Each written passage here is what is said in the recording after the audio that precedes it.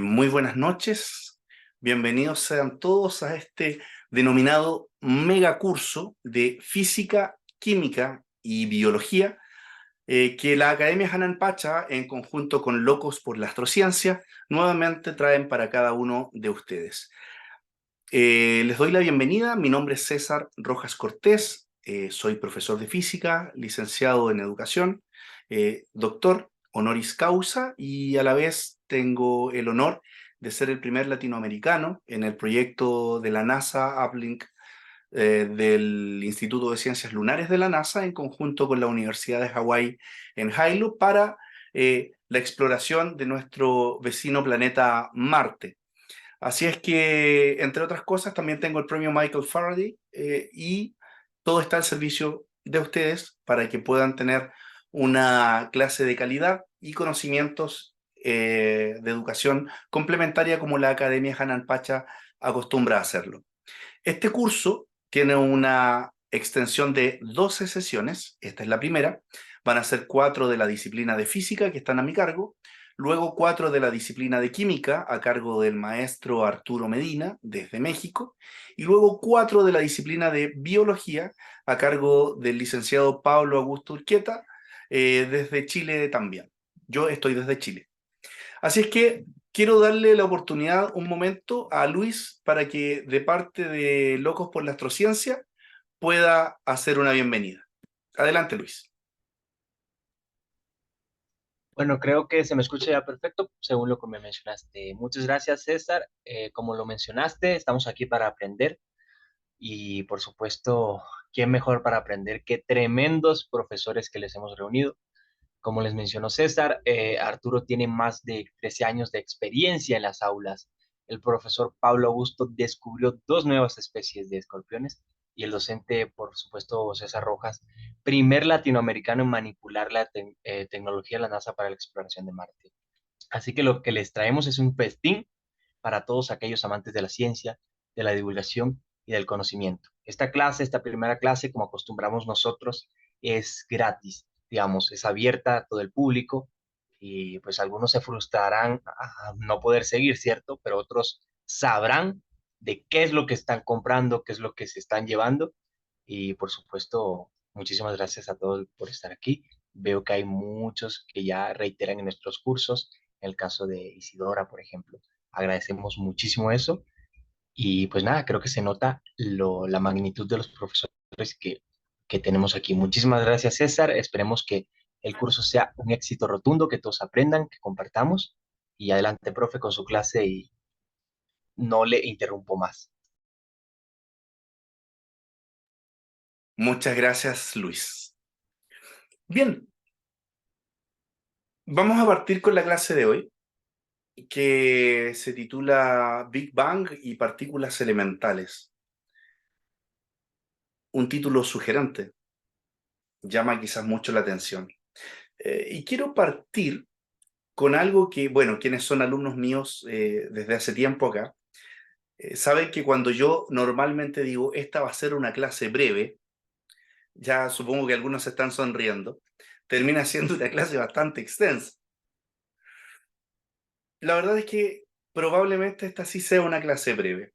Tenemos un desafío muy grande como docentes, ya que en este curso tenemos personas de más de 50 años, algunas personas que tienen un bagaje en astronomía, en física, en matemática, profesionales del área, pero también tenemos niños y tenemos una gran cantidad de niños matriculados de menores de edad, incluso de 10, 12, 13 años, lo cual hace para nosotros esto un desafío enorme.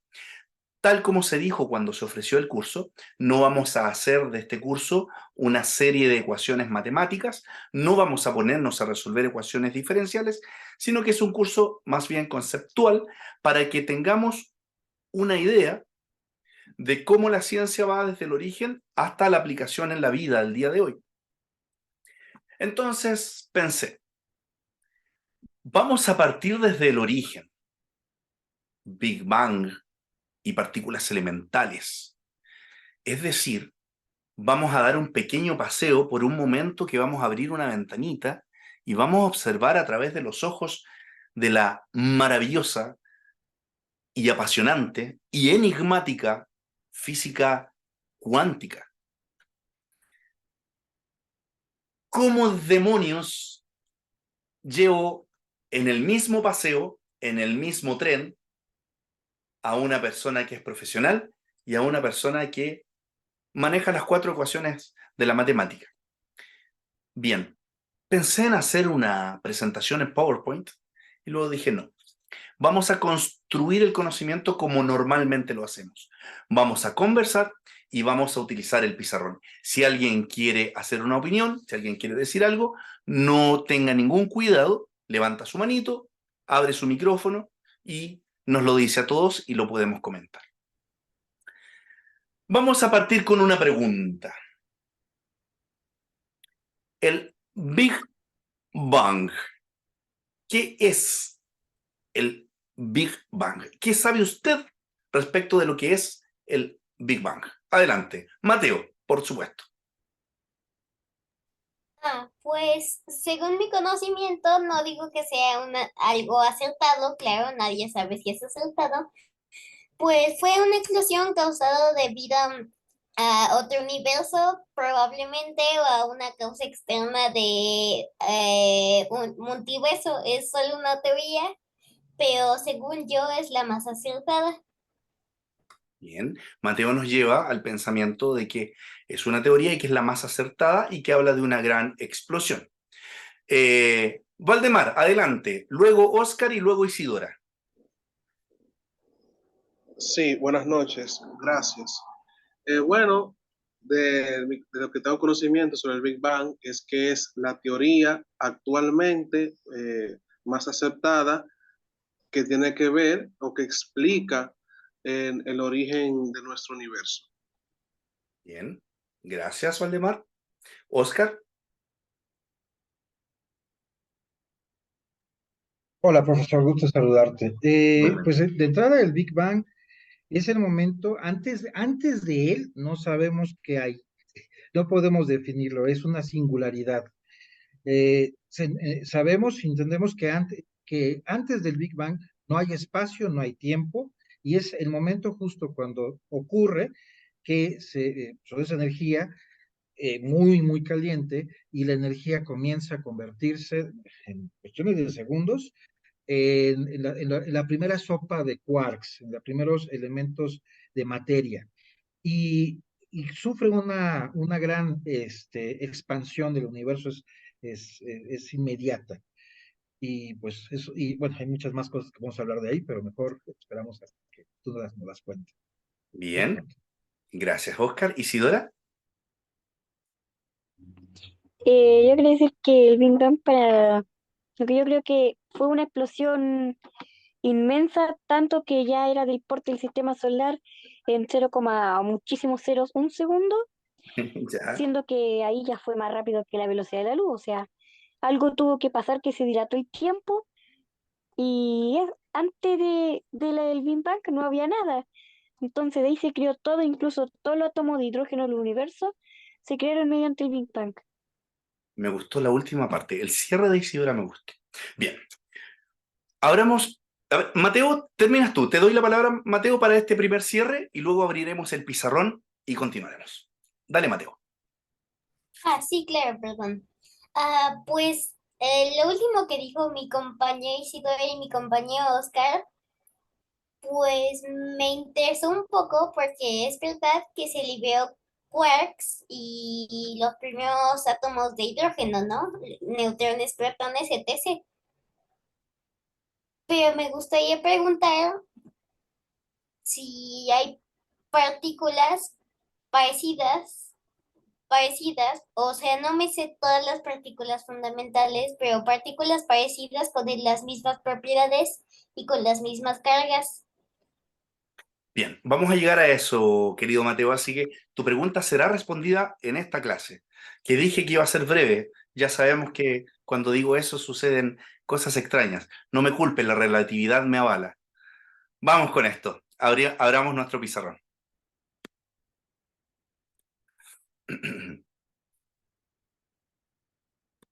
Bien. A ver, antes de escribir cualquier cosa en nuestro pizarrón,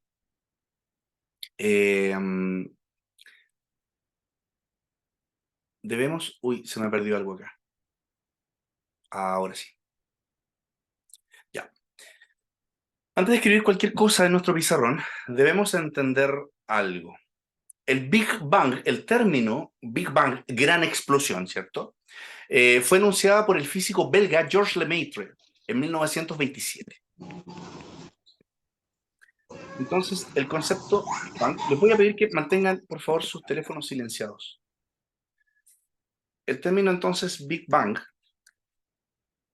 o gran explosión, si usted quiere, ¿ya? Es un término que, de hecho, es un poco peyorativo, en el sentido de que, oh, ¿cómo va a ser una gran explosión, ¿cierto? Don Georges Lemaitre, en 1927, es quien enuncia esta teoría. Atención, es un sacerdote católico. Bien, no voy a entrar en el tema, pero para que ustedes vean que en lo que es creencias y lo que es ciencia, esto puede correr por rieles separados sin problema alguno.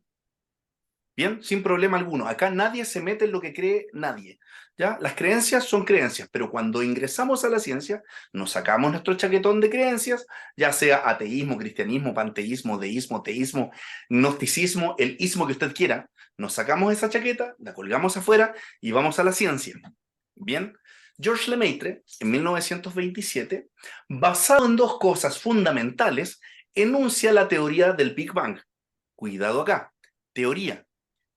La gente generalmente, las personas, dicen, solo es una teoría, utilizando muy mal el término, ya que en realidad lo que las personas quieren decir es solo es una hipótesis, que es bastante diferente a una teoría. Una hipótesis es una idea bien formulada, bien fundada, y es una probable respuesta a una pregunta.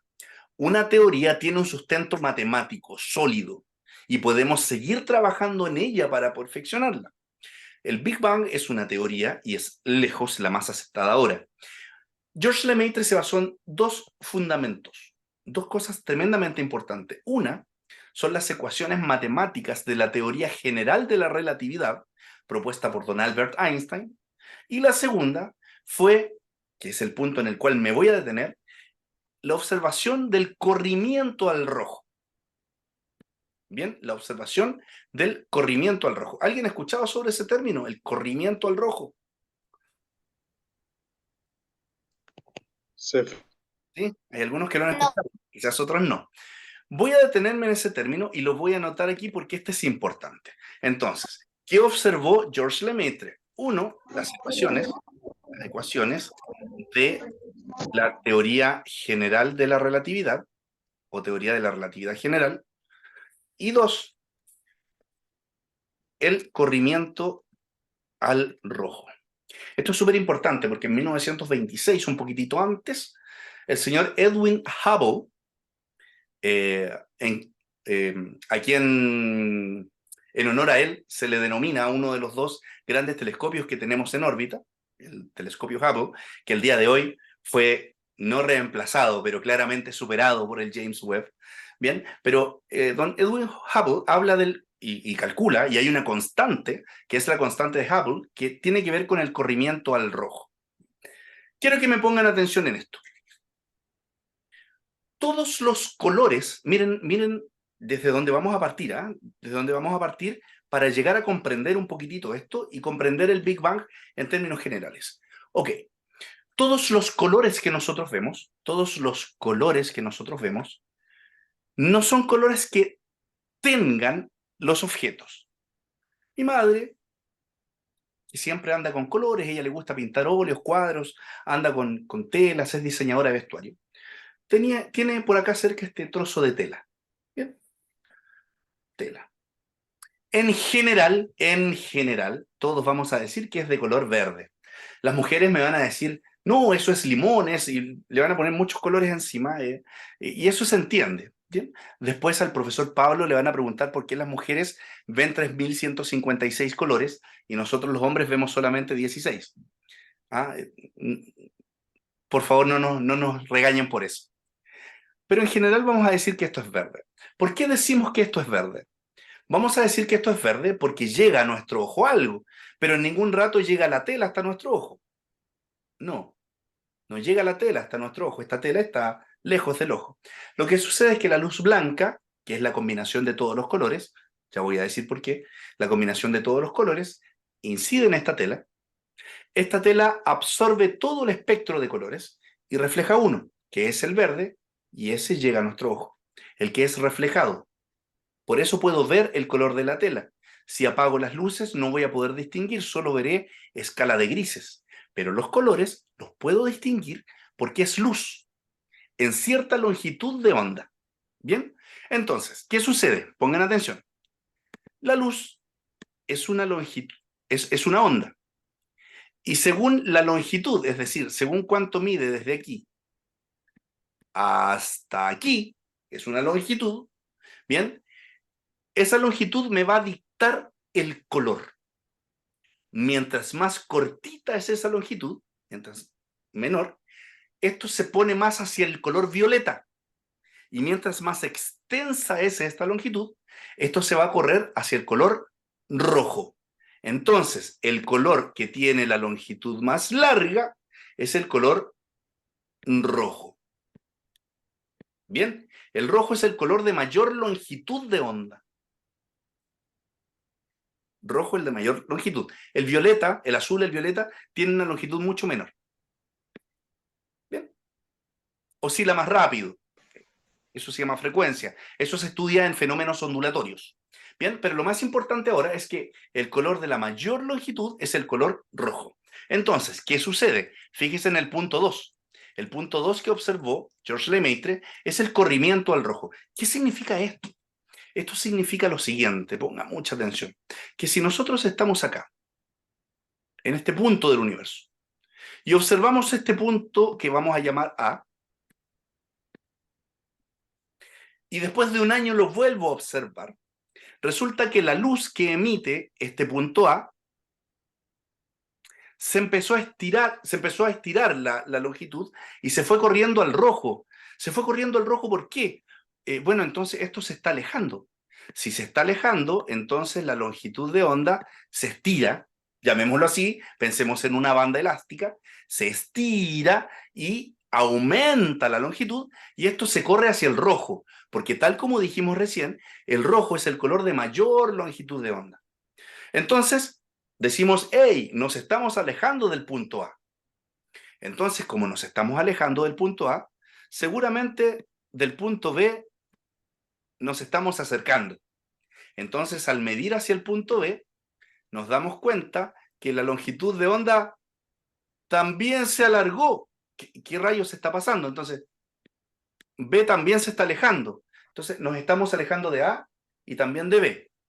Ok, quizás estamos subiendo. No, el punto C que está arriba también se aleja, y el punto D que está abajo también se aleja, y el punto E que está hacia allá, y el que está hacia atrás, y resulta que nos damos cuenta que todo se está alejando.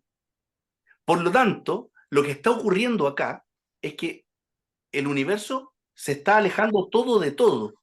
Todo se aleja de todo. Piensen lo siguiente, un globo lleno de puntitos sin inflar, y luego usted lo comienza a inflar. Todos los puntitos se empiezan a alejar unos de los otros. ¿Qué piensa entonces don Georges Lemaitre? Que este universo está inflándose. Hay algo que llevó a que el universo comenzara a expandirse y tenemos una expansión continua y acelerada, es decir, cada vez es más rápida. Bien, y si echamos esto en reversa, todo debió partir de un punto. Y desde ese punto, al comenzar, se le llama, o se le llamó peyorativamente, el Big Bang, una explosión, que a partir de allí nace nuestro universo conocido. Bien, ahora voy a hablar del universo conocido, pero vamos a hacer un alto. Hay algunas personas que escribieron en el chat, ya me acuerdo de ese término. Isidora levantó la mano, Isidora adelante, luego Valdemar. Pero fue es que le quiero hacer una pregunta para Claro. ver si la puede confirmar o desmentir. Es que me acuerdo de que mucha gente decía que como el morado y el azul tienen frecuencia de onda más agitadas, por eso los rayos ultravioleta o rayo X o rayo gamma, en el caso de los ultravioleta, que son violeta visibles, son más dañinos, entre comillas, que la luz visible. ¿Eso es cierto? ¿Que por el color? A ver, eso se estudia en fenómenos ondulatorios, pero es cierto. Es decir, mientras menor es la longitud, mayor es la frecuencia, es decir, es mayor la vibración. Hace vibrar el medio de una manera mucho más rápida. Y eso, en cuántica, se estudia en algo que se llama energía, que es la energía de Planck, constante de Planck multiplicado por frecuencia. ¿Qué quiere decir lo que acabo de decir, Isidoro, en palabras sencillas? Que a menor longitud, mayor frecuencia y mayor energía. Entonces esa energía se traduce en calor, en daño, en aumento del movimiento de las partículas y podría, por ejemplo, ante radiaciones prolongadas y continuas, producir incluso cáncer, como es el caso de la radiación ultravioleta que proviene del Sol, que produce cáncer a la piel, los rayos UVA, UVB y UVC. Entonces, lo que te dijeron es cierto. ¿Mm? Valdemar. Ya, profe, gracias. Valdemar. Sí, Sí, adelante. disculpa que no se escuchaba. Sí, agregar brevemente, aunque ya se habló un poco, que el nombre que le puso George Lemaitre a la teoría era acerca del átomo primigenio. Entonces, Fred Hoyle, por eso es lo que usted decía del término peyorativo, durante una transmisión de la BBC de Londres de 1949, él dijo, yo no creo en un universo que viene de un Big Bang, y se ha quedado ese nombre. Y evidentemente, con lo que usted habla, profesor, del corrimiento al rojo, se probó 2 años después, en el 1929, por Edwin Powell Hubble. Él es el que elabora la ley de Hubble, aunque algunos autores lo han revisado y últimamente en algunos libros aparece de la ley Hubble-Lemaitre, porque aparentemente, perdón, Hubble la enunció, pero la teoría, en los escritos que él iba formulando, ¿no? Al parecer, George Lemaitre tuvo la primicia en enunciar dicha ley. Es cuanto. Muchas gracias. Valdemar siempre nos trae datos históricos súper interesantes y con los años respectivos, y siempre lo he agradecido. Gracias, Valdemar. Entonces, ¿qué llevamos hasta el momento? Pongamos atención. Tenemos a un George Lemaitre que observa las ecuaciones de la teoría de la relatividad general y observa el corrimiento al rojo, es decir, todo se aleja de todo. Recuerde, el corrimiento al rojo, que es observable, es medible, ya es comprobable por cualquiera de nosotros que tenga los implementos necesarios para hacerlo, podemos observar un cuerpo y luego de un año, luego que la Tierra ha recorrido el Sol y estamos mirando hacia el mismo lugar, podríamos ver cómo el punto que observamos emite una radiación de luz que su longitud se ha alargado, es decir, se ha corrido un poquitito hacia el rojo. Ya, eso es maravilloso. Ver cómo el universo se está expandiendo. El redshift en inglés. El redshift, que es el corrimiento al rojo. Entonces, tenemos un universo que se está expandiendo. Vamos en reversa. Inicio. Borremos el pizarrón. Valdemar hace un rato introdujo un término que es el átomo primigenio. Y les voy a pedir que cierren sus micrófonos, por favor. El átomo primigenio no es un átomo, no piensa en un átomo como el átomo de hidrógeno o cualquier átomo de la tabla periódica de Mendeleev. No, no estamos hablando de un átomo. Se le denomina por la parte etimológica átomos sin división, aunque en realidad es bastante absurdo, pero porque era una unidad. Qué redundante, una unidad, pero se entiende, ¿ya? La unidad. Oscar introdujo unos términos tremendamente importantes cuando intervino. Estamos hablando de un punto de una densidad infinita, de una temperatura infinita, Entonces, cuando hablo de infinito, no es medible. Recuerde que infinito, y para los más pequeños, atención, el término infinito no es un número. El término infinito no es comparable con otro infinito. No hay infinito más grande que el otro. Por eso es que infinito más uno no es más grande que infinito, porque infinito es un concepto. Bien, está fuera del cálculo matemático. Va más allá. Inconmensurable, si usted quiere. Entonces, estamos hablando de un átomo, perdón, de un punto infinito de densidad infinita. Y allí la lógica clásica se nos va al carajo, al demonio, se nos pierde en algún momento, porque decimos, ¿cómo puede ser eso? Mateo, levantaste la mano, adelante. Sí, podría ser como, no sé, un agujero negro, por así decirlo, nada más que con una medida de densidad infinita, ¿no? Claro, pero cuidado con decir medida, porque porque al decir medida, estamos diciendo que es medible. ¿Ya? Si decimos infinito, no. ¿Ok? Oye, dicho sea de paso, entre paréntesis, por si a alguien le molestó, porque cuando dije al carajo nos referimos a la parte superior del barco, allá donde mandaban a los castigados. ¿Ya? No quiero que aquí se malentienda absolutamente nada. Voy a continuar. Entonces tenemos un punto, una unidad. Estaba todo allí condensado. Ahora, cuando se mencionó al principio, cuando yo pregunté, ¿qué cree usted que es el Big Bang? Se mencionaron algunas cosas que hay que precisar. Se dijo, no había nada antes. Se entiende, pero está impreciso. Porque al decir la palabra antes, estamos hablando de tiempo, de un tiempo anterior. ¿Bien? Al decir la palabra antes, incluso cuando decimos ¿y dónde estaba? Al decir dónde, estamos exigiendo un lugar. Pero ¿qué sucede antes de darle la palabra a Johanan? ¿Qué sucede? Que todo lo que es tiempo y espacio, es decir, el cuándo y el dónde, ¿bien? Surgen a partir del Big Bang en adelante. Antes de eso, no había un dónde ni un cuándo. No había un antes de. Atención, lo podemos utilizar para comprender cosas, para hacernos una idea, pero en el estricto rigor, el espacio y el tiempo parten a partir de ese momento. Johanan García, adelante. Buenas tardes, profesor. Muy buenas tardes. Tomando un poco de corrido del rojo, vamos a suponer que el inicio del Big Bang podía haber algo que retrocediera hacia atrás, ¿verdad? O sea, que tuviera más tiempo existiendo. Bueno, vamos a tomarlo así como una medida.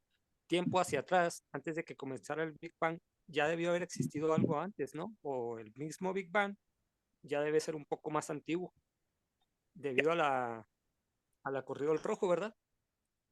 Ok, a ver, el corrimiento al rojo nos permite hacer modelos matemáticos de irnos hacia atrás.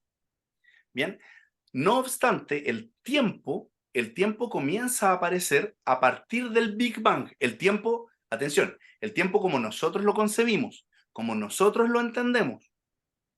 Y esto es importante, porque justamente lo que me corresponde ahora poner acá son las 7 magnitudes fundamentales de la física y comprender cómo nosotros, miren lo que voy a decir, comprender el cómo nosotros comprendemos el universo.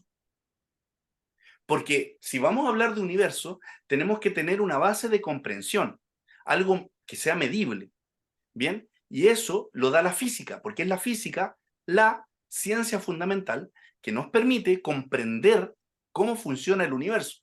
No es que la física le diga al universo tienes que hacer esto y el universo le haga caso a la física, no.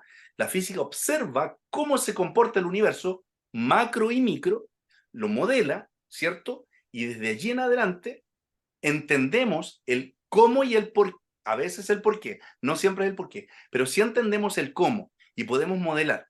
Ahora bien, si vamos hacia atrás, no es que tiene que haber algo antes, no necesariamente. Roger Penrose, un monstruo, un gigante, premio Nobel de física, ¿cierto? Él desliza la idea de que el Big Bang existe, es cierto, pero no es el origen de nuestro universo, sino el final de uno anterior. Y propone un tiempo preexistente. Bien, con esa idea. El final de uno anterior. Ahora, ¿se regía bajo las leyes de la física conocida en la actualidad que manejamos y que podemos compartir? No lo sabemos. Lo que podemos saber es según las leyes de la física que nosotros conocemos. Ahora, ¿qué es importante antes de darles la palabra a los demás? Es comprender que hay 7 magnitudes que son las magnitudes llamadas fundamentales de la física. Magnitudes. Ay, ahora sí. Magnitudes fundamentales de la física. Son 7. Yo las voy a escribir y les voy a invitar, incluso cuando vea esta grabación, que intente imaginarse el universo sin una de ellas, la que usted elija, y se va a dar cuenta que no puede. No se puede. Ni siquiera nos podemos imaginar el universo sin una de estas magnitudes que voy a escribir. Porque a partir de ellas es que construimos nuestra concepción de universo. Bien, si falta una, todo se nos viene abajo. 1. Longitud. Y todo esto parte desde el Big Bang. Longitud. 2. Masa. 3. Tiempo. 4. Temperatura. 5. Corriente eléctrica. 6. Cantidad de sustancia. Y 7. Intensidad lumínica. No dije luz, dije intensidad lumínica. ¿Bien? Ok, esas 7 magnitudes son las magnitudes fundamentales de la física. Tan solo intente imaginarse el universo sin longitud. No podemos. No podemos. Imagine el universo sin tiempo. No podemos. Cualquier cosa que pueda funcionar sin una de estas 7 está fuera de los parámetros de lo que nosotros conocemos como nuestro universo. Bien, cualquier cosa de estas 7. Fuera de estas 7 no se puede. Todo el resto de las magnitudes físicas, fuerza, energía, voltaje, potencia, lo que usted quiera, lo que está fuera de estas 7 magnitudes fundamentales se llaman magnitudes derivadas y se construyen a partir de estas fundamentales. Pero estas 7 son los 7 pilares que aparecen a partir del Big Bang en adelante, ¿bien? A partir del Big Bang en adelante, y que construyen nuestra concepción de universo, macro y micro. ¿Bien? Macro y micro. Isidora, adelante. Profe, es que según lo que dijo que no hay infinitos más grandes que otros, ¿Mm? ¿podría desmentir o confirmar si, porque he visto, ¿cómo lo digo? Como un matemático que hace videos sobre eso? Entonces le podría mostrar para ver si usted lo confirma o no.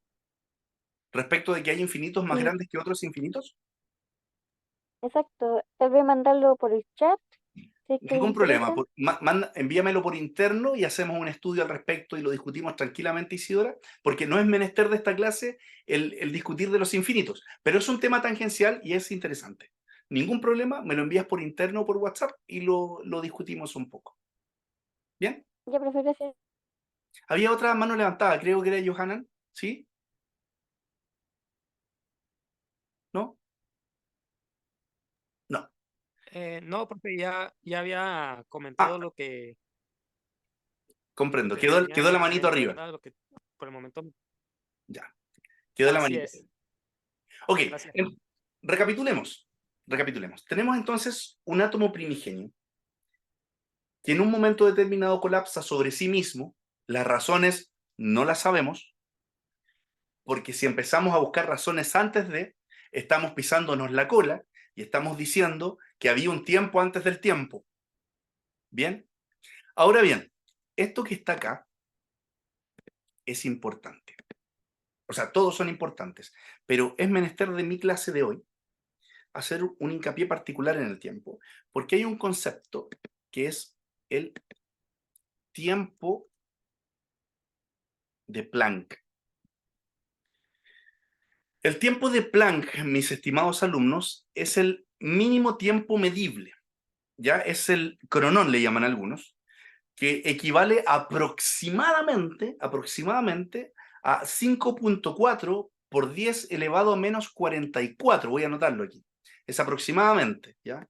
5.4. Esto es aproximadamente, ¿ah? Por 10 elevado a menos 44 segundos. O sea, es un tiempo pequeñísimo, ¿ya? Esto está en segundos. Esa S minúscula es segundos, ¿ya? Es decir, esto es 0.0000000000000000000. Voy en 43 ceros y digo 54. Esto es 5.39124, lo redondeé a 5.4, ¿ya? Por 10 elevado a menos 44 segundos. Este es el mínimo tiempo medible. Y cuando les voy a pedir que apaguen los micrófonos, por favor. Entonces, cuando aparece el primer tiempo, es el tiempo de Planck. Y en estos primeros instantes, ¿por qué saco a colación el tiempo de Planck? Porque en estos primeros instantes sucede algo que es la gran magia, llamémoslo así, ¿ya?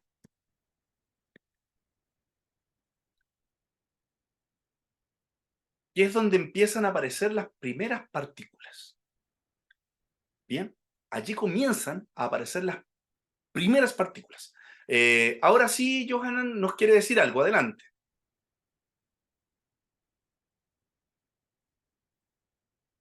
¿O no? No, profe, sigue la manita Ah, sigue levantada, arriba la solo. manito. Ah, ya. Sí, sí, una disculpa. No hay Es problema. que está fallando, Es que está me fallando un poco aparece, el espérate, internet. ahí creo que te la bajé. Sí, gracias. La inflación cósmica o cosmológica, ¿ya? Ahora, ¿por qué es importante esto? Porque allí es donde viene el gran acelerón, llamémoslo así. Recuerden que estamos aquí hablando en términos coloquiales, ¿ya? Aquí viene, ¡pum!, el gran envión energético, donde las partículas son enviadas hacia afuera del centro donde se origina esto. Recuerde que no pueden ser lanzadas a algún lugar más allá, porque no hay lugar. El universo es el que nos permite comprender lugares. ¿Bien? Un lugar. No es que antes no había nada, no, ni siquiera había nada, ni siquiera había vacío. El vacío está dentro del universo. El universo, al expandirse, bien, va creando más lugares. ¿Ok? Mateo, adelante. Sí. Pues, o sea, hablando de cosas de Planck, quería preguntarle si, por ejemplo, en escalas cuánticas, en escala de, no sé, la longitud de Planck, pues una de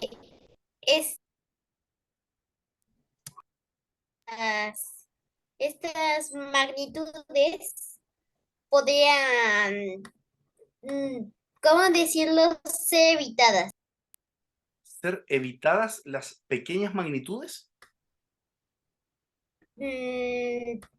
Sí, o sea, por ejemplo, la longitud, Te por estoy viendo. ejemplo, o sea, solo digo, ¿no? La longitud Ajá. o la corriente eléctrica, ¿no? Ya, a ver, a pequeñas magnitudes no podemos evitarlas, no podemos tampoco descartarlas, porque son las pequeñas magnitudes que serían las mínimas medibles. Por ejemplo, la longitud de Planck está en el orden del 1.6 por 10 a la menos 35, un 0 seguido por 34 ceros y luego un 16. Entonces, son magnitudes mínimas medibles. Más allá de eso, se nos complica. No solo se nos complica, se nos imposibilita. Entonces, si vamos a hablar desde la física, necesitamos que esto sea medible. Y es por eso que hablo de un universo comprensible a nosotros. Bien, ahora, estamos hablando de algo también infinito, pero infinitesimalmente pequeño. Y en toda la historia de la humanidad existe solamente una persona que se ha enfrentado a los infinitos y que ha podido evadirlos para seguir midiendo. Esa persona es Richard Feynman, ¿ya? Y Richard Feynman logró, por medio de sus diagramas, esquivar y evadir a los infinitos y pasar por encima de ellos y poder seguir investigando en un momento en que la ciencia no podía seguir porque chocaba y seguía chocando con los infinitos. En este caso estamos hablando de algo infinitesimalmente pequeño. Tendría que salir un genio de tales magnitudes que nos permitiera evadir eso que tú dices, las mínimas mediciones que hasta el momento son las que nosotros sabemos, que hasta el momento no son un problema. Hasta el momento no son un problema. ¿Qué irá adelante? Profesor, tengo una pregunta. Usted mencionaba a Richard Feynman. ¿Mm? Yo leí sobre él en el libro de Stephen Hawking, en El Gran Diseño, y vi unos diagramas que él presentó en un estudio. ¿Se refiere a esos? Sí, esos son los famosos diagramas de Feynman, que como dato anecdótico, cierto día Feynman quería trabajar y le dijo a su hermana, hermana, por favor, ve a buscar mi trabajo de investigación que tengo unas hojas sobre mi escritorio. Y fue la hermana, se demoró un poco y cuando vuelva le dice, Richard, no hay nada en tu escritorio, solo estas hojas con unas rayas. Esos son mi trabajo de investigación, le dice él. No lo entendía. Esos diagramas, esas líneas que tú viste, esos son los diagramas de Feynman, que con ellos logramos hacer un salto sobre los infinitos que no nos dejaban como humanidad seguir avanzando, en los estudios, por supuesto, de la época. Valdemar, adelante. Gracias, Keira, por la pregunta. Justamente diste en el clavo. Sí, disculpa nuevamente la intervención, profesor. Es que este tema es muy interesante y me apasiona. Mencionar brevemente que una pequeña intuición, si se podía decir, sobre esta teoría, tal vez no se entre de lleno en el tema, pero durante la realización de la teoría de la relatividad general en algunas ecuaciones, Albert Einstein chocó, digamos, como era con el universo. Sabe que antes se creía que el universo era estático. De ahí es que viene entonces la famosa constante cosmológica de Albert Einstein, que pudiera en parte ir en algunas cosas que él decía en su teoría. Y después vino la corrección de un ruso llamado, ¿cómo es que se llamaba? Alexander Friedman, que le dijo, no, mira, o sea, alguna cuanta cosita. Y evidentemente ya después vino lo de Lemaitre, lo de Hubble, y mencionar también que otro gran físico ruso, que después se nacionalizó estadounidense, llamado George Gamow, que es fundamental en lo que es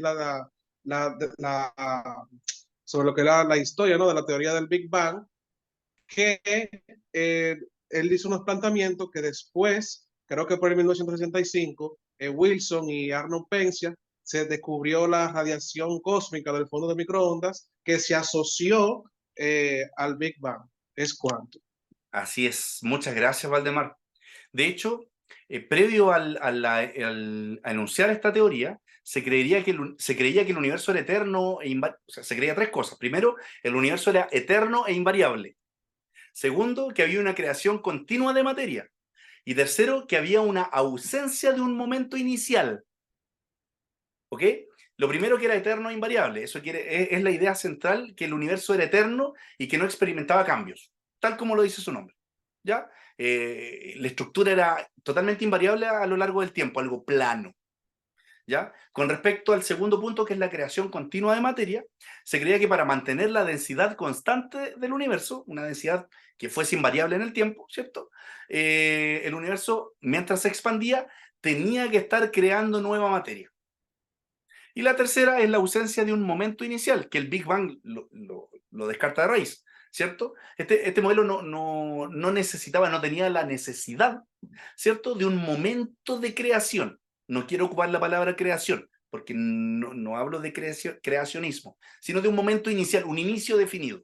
Llamémoslo así, un inicio definido. Eso es lo que se creía antes, ¿ya? La idea de un universo en expansión desde un estado más denso no estaba presente en ninguna concepción. Ahora, el modelo estacionario, esto que se creía antes de lo que era el Big Bang, ¿cierto?, antes de enunciar la teoría, ya fue respaldado por figuras notables. Fred Hoyle, Browdy, Thomas Gold, fueron figuras notables. ¿Ya? Sin embargo, la observación del corrimiento al rojo de Hubble es fundamental. Ese es uno de los conceptos que se tienen que llevar en esta clase, el corrimiento al rojo. El corrimiento al rojo de Edwin Hubble nos deja claro de una manera experimental, observable, sin lugar a duda alguna, que todo se aleja de todo y tenemos una expansión universal. Bien, el Big Bang fue ganando aceptación con el tiempo dentro de la comunidad científica y nos permite llegar a lo que conocemos el día de hoy. Bien,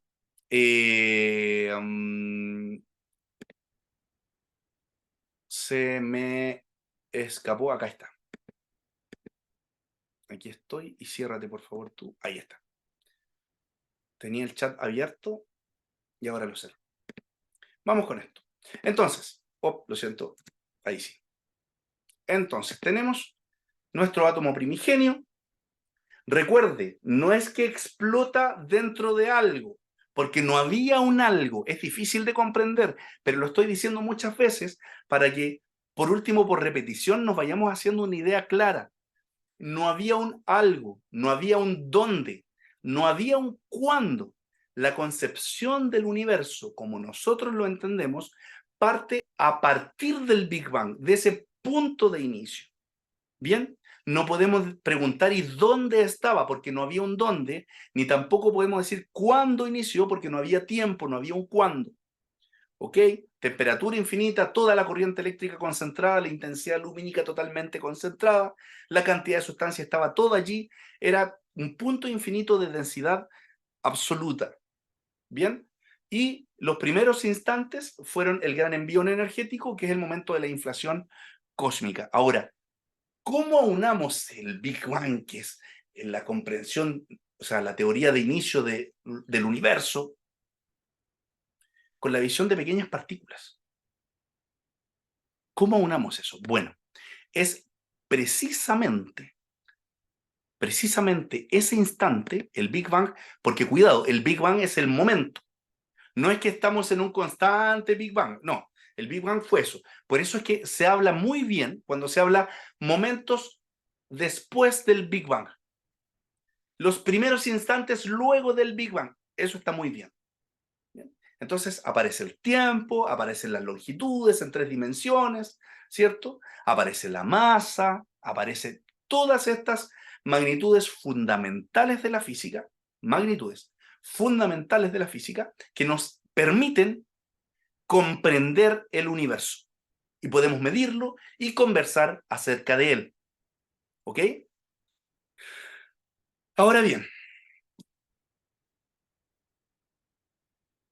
lo mínimo conocido, y de hecho por ahí Isidora introdujo el término, dijo los primeros átomos de hidrógeno.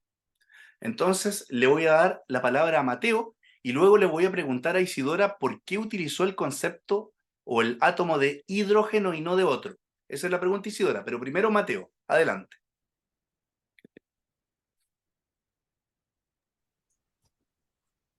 Bueno, quería preguntar, ¿qué no sería imposible tener una corriente eléctrica sin electrones? Por lo cual, si en el Big Bang, exactamente casi, casi antes, no quiero usar la palabra antes porque como usted dijo, en el Big Bang no había tiempo, pues no existían los electrones, ¿no? Entonces no existía la corriente eléctrica tampoco, ¿no? Mira qué interesante los que nos plantea Mateo. Gracias, Mateo. Veamos un poco. La corriente eléctrica, que es la quinta magnitud fundamental que aparece allí, Bien, aparece junto al Big Bang. Claro, muy bien dices, no aparecen electrones, pero a ver, cuidado, la corriente eléctrica, vamos a precisar algo. La corriente eléctrica no son electrones. La corriente eléctrica es un ente abstracto que se produce debido al movimiento de electrones. Me explico. Si tengo electrones moviéndose por un cable desde aquí hasta acá, bien, desde aquí hasta acá por un cable, esos electrones van a hacer que fluya desde acá hasta acá carga negativa y desde acá hasta acá carga positiva. Los protones no se mueven. Lo que se mueve es la carga, que también es un ente abstracto. De hecho, los protones tienen carga. Por lo tanto, decir protón y carga son iguales, no, no son iguales. La carga es un ente abstracto, el protón no. Bien, el electrón no es un ente abstracto, la carga del electrón sí. Ok, entonces, un electrón en movimiento implica un movimiento de carga negativa consigo y positiva en sentido contrario. Y para dejar aún más claro que la corriente eléctrica es un ente abstracto, la corriente eléctrica se define como el flujo de cargas positivas, sabiendo que los protones no se mueven. Es decir, la corriente eléctrica va al revés del flujo de electrones, pero nada se está moviendo para allá, nada. Pero para allá se dice que es el sentido de la corriente eléctrica. Bien, ahora bien, Claro. vamos al Big Bang. Vamos al Big Bang. ¿Cómo puede haber corriente eléctrica, dice Mateo, muy bien, si no hay electrones que se están moviendo? Muy bien, excelente. Esa corriente eléctrica estaba únicamente potencial. No es que allí adentro haya corriente eléctrica, porque si digo, incluso mira, fíjate, si digo dentro, estoy señalando un lugar. Y los lugares Claro. aparecen luego del Big Bang. Como dije en el ejemplo, dije un electrón moviéndose desde aquí hasta acá. Quizás alguien te está haciendo la idea, quizás se movían aquí adentro antes de la gran explosión. No, no se podía mover porque al moverse desde aquí hasta acá, estoy señalando que hay una longitud. Y las longitudes aparecen luego del Big Bang. Entonces, al igual que la longitud, querido Mateo, al igual que la masa, al igual que el tiempo, al igual que la temperatura, al igual que todo eso, aparecen desde el Big Bang en adelante. Al haber longitud y una partícula moviéndose, ya apareció la corriente eléctrica. El solo hecho de que apareciera la primera longitud de Planck, si tengo un electrón moviéndose de aquí a acá, ya tengo corriente eléctrica. Pero aparecen a partir del Big Bang. De allí puedo medirlo. Antes no. A partir de, no es que estaba todo allí, pero digámoslo en un sentido potencial. Estaba allí potencialmente. Esto se produce y en el momento de la gran inflación cósmica, de allí en adelante, viene el desate de absolutamente todo, desde magnitudes fundamentales en adelante. Y me encantó tu pregunta, me fascinó. De hecho, qué bueno que quede grabado esto.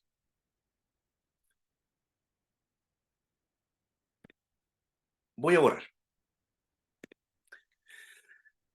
Voy a presentarles, Oscar, adelante. Voy a dejar de compartir esto porque quiero mostrarles una imagen. Oscar, y después viene la pregunta a Isidora. No te vas a arrancar, Isidora. Oscar, adelante y luego Isidora. Estaba justamente con la pregunta de mi compañero. Estaba pensando justamente el movimiento. Sí, debería haberse también formado el movimiento, pero después pensé, bueno, es que es una derivada, supongo que de la longitud y del tiempo. Ahora que estamos hablando de electrones que pasan de un lugar a otro. Sí, también lo mismo pasaría con el movimiento, pero ¿por qué el movimiento y la carga no están equiparadas no como derivadas, no como fundamentales, una sí y la otra no? La carga eléctrica, claro, lo que sucede es que la carga eléctrica la logramos obtener multiplicando la corriente eléctrica, que es un abstracto, con el tiempo. Si multiplico la corriente eléctrica con el tiempo, aparece el concepto de carga como un concepto de magnitud derivada operada desde la matemática.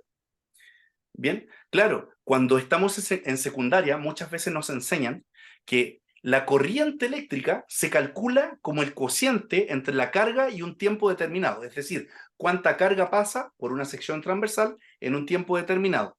Y calculamos la I, que es la intensidad de corriente eléctrica, medida en amperios, el amperaje, la calculamos como la cantidad de corriente dividido en el tiempo de flujo. No obstante, ese es un artificio matemático, porque lo que dice en realidad es que la carga eléctrica es el producto de dos magnitudes fundamentales, que es el concepto abstracto de la corriente multiplicado por el concepto abstracto del tiempo. Ahora, ¿por qué se tiene eso? Eso es por convención. Por convención. Y se decide desde la convención en adelante. Ahora, Valdemar está preguntando, ¿esa no es la ley de Coulomb? No. La ley de Coulomb, querido Valdemar, es la ley que mide la fuerza entre dos cargas eléctricas, no magnéticas, eléctricas. Y es la constante de Coulomb multiplicado por la carga 1, multiplicado por la carga 2, y para hacerla sencillo, partido entre el cuadrado de la distancia que separa las dos cargas. Y la constante de Coulomb depende, es una constante que no es constante porque depende del medio. Cada medio tiene su constante, que es 1 partido entre 4 por pi por épsilon, siendo épsilon la permitividad eléctrica del medio en el cual se va a propagar esto. Y como siempre hay propagación de carga, bien, entonces se habla de la corriente eléctrica como un fundamental. Bien, ahora, la ecuación de Coulomb que acabo de denunciar verbalmente, para los que son más entendidos, la dije simple, que es nada más la parte escalar, porque la vectorial es partido entre el módulo al cubo multiplicado por una posición, que es la vectorial, y la k desaparece, como el 8.99 por 10 elevado a 9, y se transforma en un 1 partido entre 4pi épsilon, dependiendo de la permisividad. Y cuando la permitividad eléctrica es del vacío, épsilon sub 0, aparece el 8.999 por 10 elevado a 9, que es la llamada constante de Coulomb para trabajar en el vacío. Eso, para los que están más entendidos ya en la parte física, de la parte de electrostática. Bien, así que Valdemar, hay una diferencia allí. Hay una diferencia. Bien, quiero presentarles algo. Pero previo a eso, generalmente, aquí me van a asesinar mis colegas que vienen después, que es el maestro Arturo y el maestro Pablo. Ustedes después me acusan con ellos. Pero a ver, la biología, que dicho sea de paso, siempre me ha costado mucho comprender la biología. Yo puedo recitar todo lo que me enseñan de biología, lo recito, hago un examen y me saco el 100%, ningún problema. Pero a pesar de sacar el 100%, me cuesta entenderla. No le entiendo el funcionamiento. Hay algo que me falta, a mí me cuesta mucho, en serio. Las personas que me conocen saben que a mí me gusta comprender la médula del asunto. Pero a ver, con el maestro Pablo, que es el que les va a dar las clases finales de biología, he comprendido muchas cosas. Es una de las personas que yo realmente aplaudo dentro del campo de la biología. Y con Pablo, porque somos amigos, cuando nos ponemos a discutir, y discutimos mucho, yo le digo lo siguiente. La biología, claro, como dice Isidora, no es lo mismo memorizar. No es lo mismo. Yo puedo memorizar, repetir, replicar, todo, intentar, pero hay algo que me falta allí. Me falta para comprenderlo y asumirlo como tal. Bueno, quizás es porque definitivamente soy físico y por eso me cuesta mucho más. Ahora veamos. ¿A qué voy? La biología, recién con física fuimos al macro, al Big Bang. Ahora vamos hacia adentro. La biología va a llegar hasta la célula. Incluso va a estudiar la célula, lo cual me parece maravilloso. Y me va a decir que hay un núcleo, un nucleolo, un citoplasma, una membrana citoplasmática, me va a decir que es semipermeable, todo eso. ¿Bien? Pero si quiero hablar de las moléculas que componen esa célula, ya necesito de la química. ¿Bien? Entonces, cuando hablamos de molécula, ya necesito química. Y la química me va a hablar de las moléculas. Y me va a hablar de los enlaces. Enlace covalente, enlace iónico, ¿cierto? Y vamos a ver cómo se enlazan estas moléculas. Es más, la química me va a llevar hasta el átomo. Y la química me va a presentar una tabla, que es la tabla de Mendeleev. La conocen, ¿cierto? La tabla periódica de los elementos. ¿Estamos todos claros de lo que Sí, estamos hablando, cierto? sí. Excelente, sí. Entonces, Isidora, ahora sí, ¿por qué elegiste el ejemplo del átomo de hidrógeno y no el de helio, litio, berilio, carbono? Cuéntame por qué, Isidora. Razón número uno, me lo había aprendido de un libro que es Somos polvo de estrellas, y es del doctor José Massa, ¿Sí es? y Muy también porque al recomendable, pensar, muy recomendable. sí, muy bueno, eh, se me fue, y al estudiarlo así como más al fondo, como reflexionarlo, claro, es solamente un núcleo. Entonces ya de ese núcleo al fusionarse, ahí son dos y después son tres, pero ¿dónde viene el uno? Tiene que comenzar de algo el uno. Y es el primer Y ahí elemento dije, de ah, ya, nuestra tabla periódica, ¿cierto? Bien. y El todo lo átomo demás se puede crear. Ese es como el principal ingrediente. como el fundamental. Por eso tiene el número atómico 1, el átomo de hidrógeno, ¿cierto? Bien, Isidora, bien. Y encontramos 3 isótopos del hidrógeno, que es el protio, el deuterio y el tritio. A ver, Oscar y luego Mateo. Adelante. Ya para que nos termine de asesinar el maestro de química, a ti y a mí. Lo que sucede que un protón, un sencillo protoncito, es la composición de tres quarks, dos up y un down, si no mal recuerdo. Muy bien, muy bien. Eso ya es un hidrógeno, eso ya es un átomo de hidrógeno. No es el átomo de hidrógeno como nos lo imaginamos, que tiene un protón, neutrón y los electrones. Sí, eso sería algo más completo, pero un solito protón ya es un hidrógeno. Y es el elemento, por cierto, es el más abundante en el universo todavía, y fue evidentemente el primer elemento en crearse. ¿Cuándo? El primer elemento, me gustó eso, el primer elemento, porque tenemos que ser muy certeros en los conceptos. Me gustó eso, el primer elemento. Mateo, adelante y luego Valdemar, y luego continúo yo. Pues quería preguntarme, o sea, es hidrógeno, ¿no? Pero el hidrógeno tiene algo especial, que solo es un protón, no tiene ningún neutrón, nada. Es un protón y un electrón. Pero me gustaría saber, también se podría haber formado, no sé, primero deuterio, primero tritio, o hasta vámonos hasta primero helio, porque o sea, son elementos muy básicos. Son los primeros prácticamente. De hecho, no prácticamente, son los primeros. Son los primeros. Ahora, Sí, un un hidrógeno puede tener 3 tipos de isótopos. Puede el protón estar solo, estar acompañado de un neutrón o de 2 neutrones. Y sigue siendo hidrógeno. Y sigue siendo hidrógeno. Lo que cambia es el número másico, pero el número atómico sigue siendo el mismo. Ahora bien, bueno, voy a hacerlo en el pizarrón esto de inmediato, así que me voy a tomar este pequeño lapso de tiempo. Valdemar. Sí, que continuando lo que dijo Oscar, que por ser el hidrógeno el primer elemento y el elemento también más sencillo, por eso ha sido el elemento por antonomasia, por el cual los físicos, sobre todo los físicos de partículas, para explicar el átomo en la estructura, han tomado de ejemplo.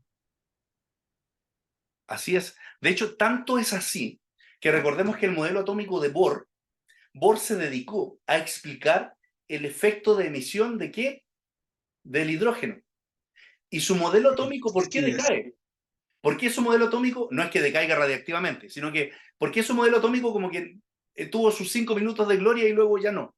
Justamente porque solo explicaba el efecto de emisión del hidrógeno, nada más.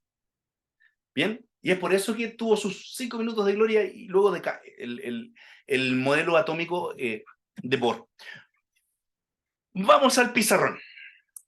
Qué maravilloso esto, pasamos del macro al micro. Y tal como les dije, yo siempre que digo que la clase es breve, yo miento.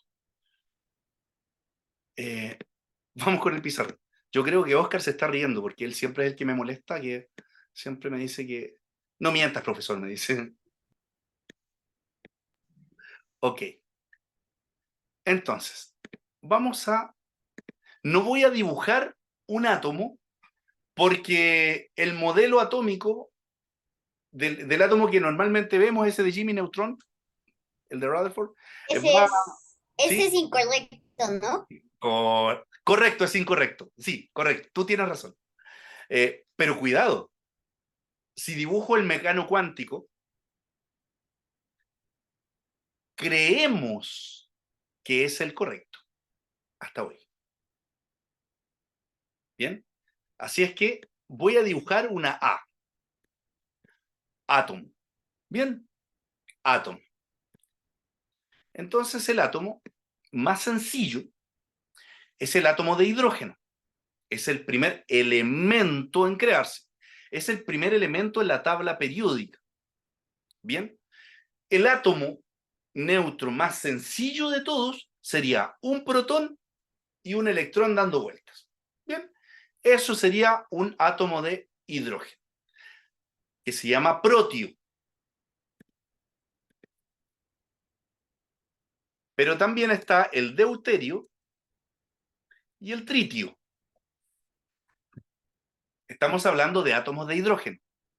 El protio es un protón. La cantidad de protones es la que me dice qué elemento de la tabla periódica estoy hablando. Si tiene un protón, el átomo es de hidrógeno. Si tiene 2, es helio. Si tiene 3, es litio. Si tiene 4, es berilio, etc. Y podemos ver toda la tabla periódica. ¿Bien? Ok. Y eso es el número atómico. En este caso, el hidrógeno tiene 1, porque siempre es un protón. Pero este protón puede estar acompañado de neutrones en el núcleo. Y por eso es que tanto, atención, protones como neutrones se denominan nucleones. Los nucleones son las partículas que conforman el núcleo del átomo. El electrón no está en el núcleo, está en la periferia. Por eso el electrón no es un nucleón. ¿Bien? Los nucleones son protones y neutrones. Bien. El protio tiene un protón, el deuterio tiene el protón con un neutrón y el tritio tiene el protón con 2 neutrones. ¿Bien? Y es por eso que el núcleo del tritio, el núcleo, que son 3 partículas, un protón y 2 neutrones, el núcleo del tritio se llama tritón. El núcleo del deuterio, que son 2 partículas, protón y neutrón, el núcleo del deuterio se llama deuterón. Y el núcleo del protio, protón. Un protón. ¿Bien? Son las 3 formas de presentación del hidrógeno, el protio, el deuterio y el tritio, que se llaman isótopos del hidrógeno. Ahora, ¿por qué digo esto? Aquí ya me gané el asesinato por parte del profesor de biología, que le dije, usted llega solo hasta la célula, profesor. Pero resulta que ahora me voy a ganar el asesinato del profesor de química. Porque yo me quiero meter dentro de ese núcleo atómico. Y allí hay una rama. Y la rama es la cuántica, que es una rama de la física. ¡Ay, Dios mío! ¡Qué terrible esto! Que me guste la cuántica. Les voy a presentar lo que muchos de ustedes ya conocen. La bendita cuántica. No sé si es bendita o maldita, pero vamos a decir bendita. Ustedes conocen esto, ¿cierto? Sí. ¿Cómo se llama? El modelo estándar de partículas. El modelo estándar de partículas. Ándale, yo hasta modelo estándar. Ustedes no me ven ahí, pero crucé las piernas. Ay, yo no sé en qué rato me metí en esto. Vamos con esto. Los que están en color lila, morado, chicas, no me regañen porque no digo el color exacto, pero Los que están donde dice quarks. Son eso, quarks. De hecho, es lo que son. En el momento de la inflación cosmológica es donde aparecen las primeras partículas. Como muy bien dijo Oscar y también dijo Isidora, y fue corroborado por Mateo y por Valdemar, el primer elemento en crearse fue el hidrógeno. Pero para poder crearse el elemento hidrógeno necesita un protón, quizás un neutrón, y también un electrón. Y para poder tener un protón, necesito partículas elementales. Vamos con esto. Esto que está acá, estas 17 partículas, son las partículas elementales. Están y han sido comprobadas en nuestros aceleradores de partículas. Esto que está aquí es el ordenamiento. Son los nombres. Les voy a enviar al grupo de los que están matriculados esta imagen, aunque es muy fácil de encontrar por internet, porque aquí aparecen la masa, que fíjese no está en kilogramos, está en megaelectrovoltios partido en C al cuadrado. Ya voy a explicar por qué. Algunos están en gigaelectrovoltios, GeV, que es una medida un poco más grande, y hay algunos que están en menor que o mayor, en menor que tantos megaelectrovoltios, que es más pequeñito que eso.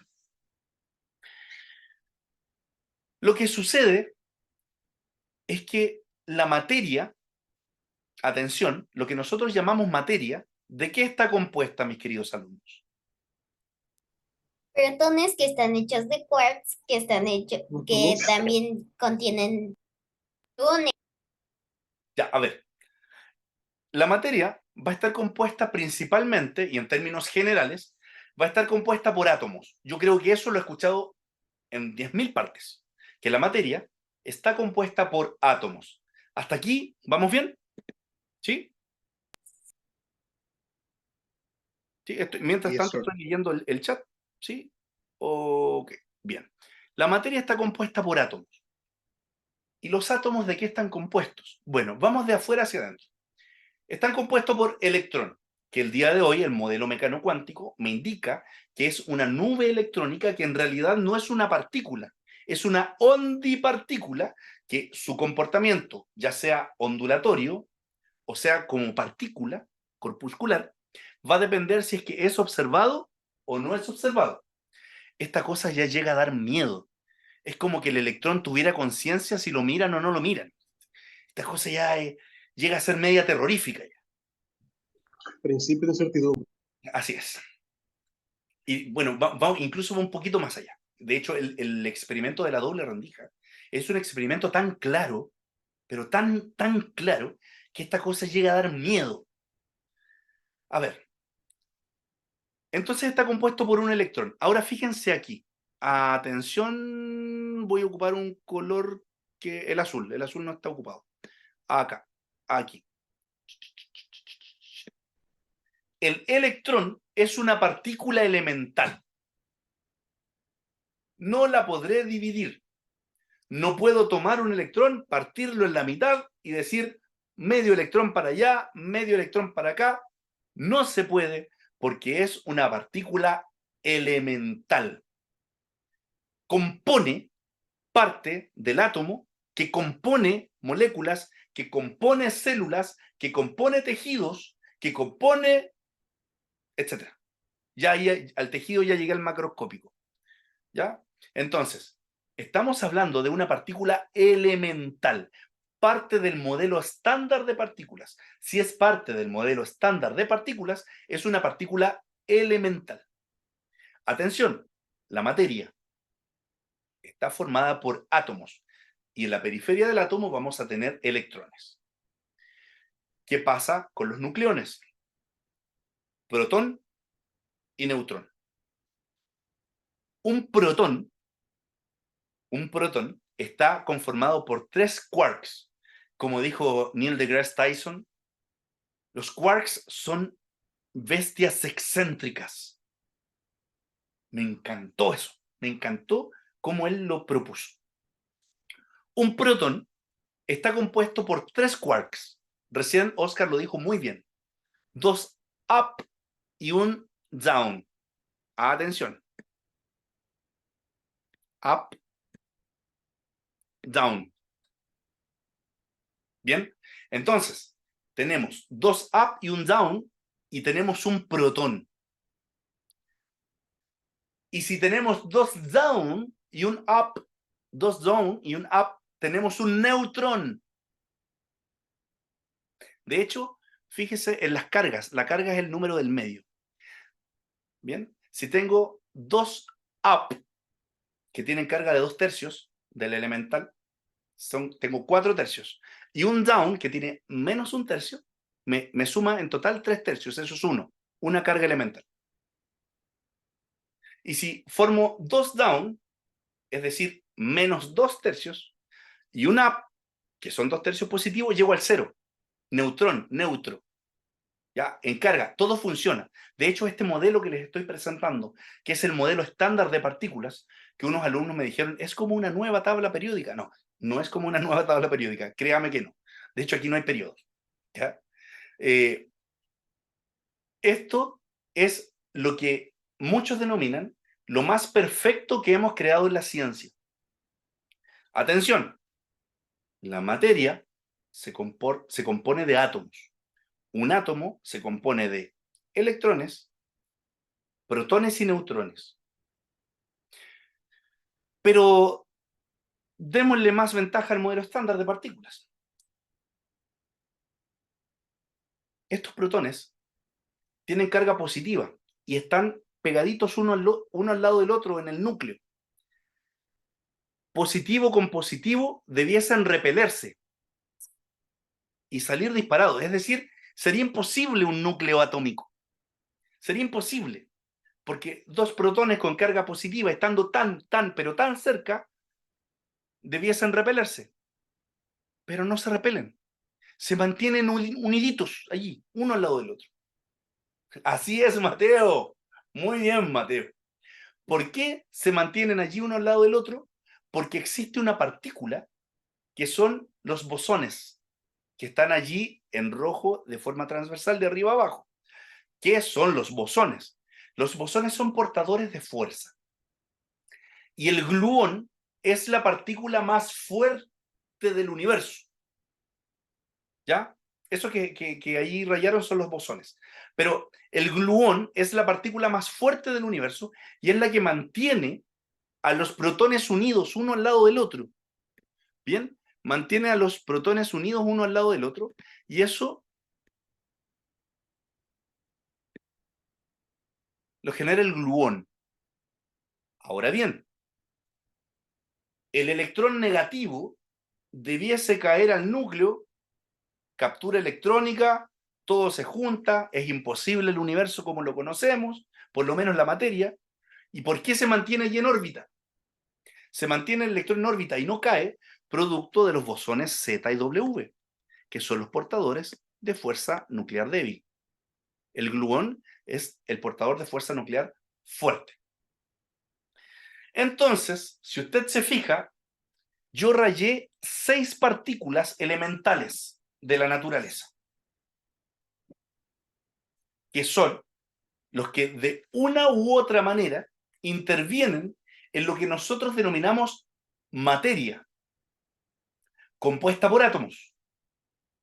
Pero atención, que el 99.9999999% del átomo está compuesto por espacios vacíos, absolutamente vacíos. Puede que con esto que le voy a decir ahora no pueda dormir, pero el cálculo dice que si yo tomo desde el núcleo de la Tierra hasta lo último de la atmósfera, con todo lo que contenga dentro, incluido nosotros, y uniese cada electrón al lado de cada neutrón, al lado de cada quark, que no quedase ningún espacio vacío. Ningún espacio vacío en el átomo. Si yo lograse juntar todo, absolutamente todo, toda la Tierra, cabería dentro de una caja de fósforos. Y es por eso que Richard Feynman, en una de sus frases, dice: la física cuántica va totalmente en contra del sentido común. ¿Por qué lo dice? Porque lo que vemos es irreal y lo que no vemos es lo real. No obstante, sigue Feynman en su frase, les invito, él nos invita, a aceptar la naturaleza tal como es, no tratar de darle una explicación distinta. Aceptémosla como es, absurda al sentido común. Bien, Mateo y luego Oscar y Katy. Son 3 preguntas, no sé si alcance a responderlas, pero le quiero preguntar, mire, es que yo cuando tenía, no sé, algo de 7 años, yo pensaba que el up-down electrón y el electrón neutrino eran los bases de, pues, la materia, ¿no? Y que se hacían grandes cada vez, y que cada bosón era para una de las fuerzas. El bosón de Higgs era para el campo de Higgs, el fotón para el electromagnetismo, el bosón Z y el bosón W era para la fuerza débil, pero ¿dónde está el bosón de la gravedad? El ¿Dónde bosón, está? claro, el bosón de la gravedad, hay El- algunas fotografías o imágenes del modelo estándar que lo sitúan acá. El llamado gravitón, lo que está en Mateo postulando, o que nos está diciendo más que postulando, es acerca del gravitón, que es una partícula que aún es hipotética. Y de hecho, es una de las grandes razones por las cuales la cuántica y la relatividad no se han podido juntar. Bien, el día que se junte la relatividad con la cuántica, como algunos grandes genios de la humanidad han dicho, ese día, lo dijeron en forma metafórica, por supuesto, nos encontraremos cara a cara con Dios, como diciendo ya, no hay nada más que eso, y podremos darle respuesta a muchas de las cosas de las cuales el día de hoy no tienen respuesta. El gravitón, hasta el momento, mi querido Mateo, es una partícula hipotética. Ahora, hay científicos que creen que eso se va a mantener para siempre hipotético, que jamás la vamos a poder encontrar. Hay otros que postulan que sí, que se podrá encontrar, pero que no están las condiciones aún. Hay otros que son mucho más optimistas, que incluso creen que será encontrada antes de lo que muchos piensan. Hay algunos que dicen, mis ojos verán el momento en que se ha encontrado el gravitón, con el avance tecnológico que tenemos ahora. Bien, este gravitón es una partícula hasta el momento hipotética. Hasta el momento. Más allá, no sabemos. Bien, ya voy También a... tengo, Adelante, adelante. bueno, Sí, adelante, ah, adelante. ta- también tengo otra pregunta. Yo, igual, cuando era menor a mis 10 años actuales, yo pensaba que el neutrino era algo como un electrón, pero sin carga e invisible, como una partícula fantasma. ¿Y ahora qué piensas? Pues sigo pensando lo mismo, pero no puedo dormir pues exactamente por eso, porque no logro comprender cómo eso puede ser, no logro comprender cómo puede ser Claro, que un electrón tenga una forma fantasma. bueno, lo es, pero no es que lo acompañe necesariamente, ¿bien? No es que lo acompañe necesariamente y no es que tenga la obligación de estar allí a su lado, ¿bien? Van a aparecer neutrinos, sí, cuando hagamos interacciones de fusión y fisión nuclear, sí, van a aparecer. De hecho, en este rato, me encanta decir esto, no es primera vez que lo digo, me encanta decirlo, en lo que va esta clase, a usted, a mí y a todo el planeta Tierra, nos han atravesado miles de millones de neutrinos provenientes del Sol. Pero fíjate que no forman parte de la materia, porque no forman parte del No, átomo. Bien, me gusta mucho el término ese de que como de fantasma, porque socialmente entendemos de lo que estamos hablando. No es correcto en el rigor científico, bien, pero se entiende la idea y está bien. Y ¿sabes qué, querido Mateo? Cuando tú dices, es que no voy a poder dormir pensando en esto porque necesito entenderlo. Bueno, nuevamente voy a citar a Feynman. ¿Cuánta razón tiene? Cuando te empiezas a dar cuenta que no entiendes nada, es porque has empezado a entender.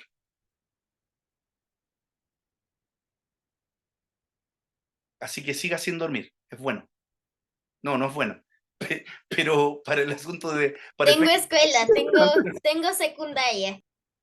Sí, sí lo sé. De hecho, eres uno de los alumnos más jóvenes que hemos tenido y es un agrado ser tu profesor. ¿Y vas a tener una tercera pregunta? Ah, sí, ya